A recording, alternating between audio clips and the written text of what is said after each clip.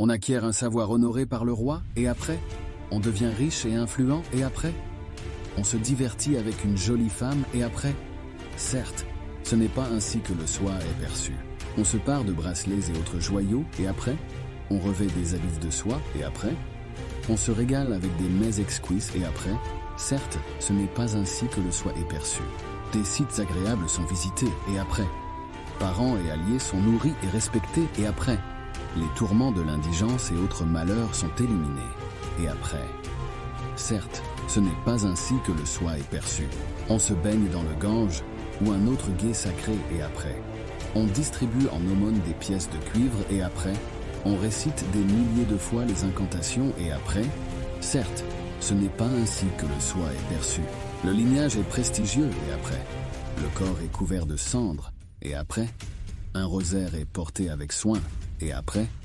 certes, ce n'est pas ainsi que le soi est perçu.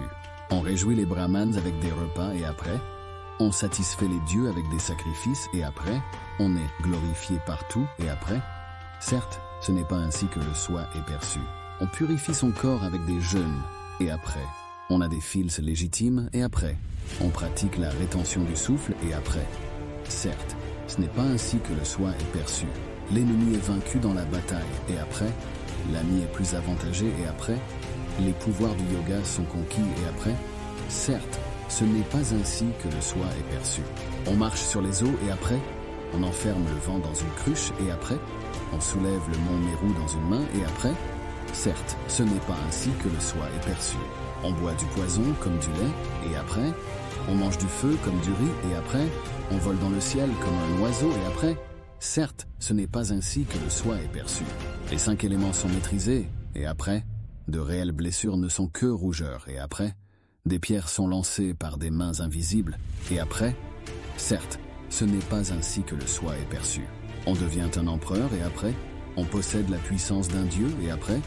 on s'élève jusqu'à la puissance de Shiva, et après, certes, ce n'est pas ainsi que le soi est perçu. On domine tout avec des formules magiques, et après, on est transpercé sans dommage par des flèches, et après, on connaît le sort par les astres, et après, certes, ce n'est pas ainsi que le soi est perçu. Le mal d'amour est détruit, et après, l'aiguillon de la colère est émoussé, et après,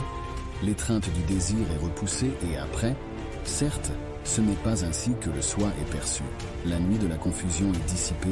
et après, plus rien sur terre ne nous exalte, et après, les affres de l'envie ont disparu, et après, certes, ce n'est pas ainsi que le soi est perçu. On conquiert le monde de Brahma, et après, on contemple le monde de Vishnu, et après, on commande dans le monde de Shiva, et après, certes, ce n'est pas ainsi que le soi est perçu. Celui dans le cœur duquel ce saint dédain du non-soi sourd, constamment et pleinement, est un vase d'élection pour la perception directe du soi que ne connaîtront pas ici-bas ceux qui s'égarent dans le tourbillon d'un univers illusoire. Shankaracharya, le saint dédain du non-soi.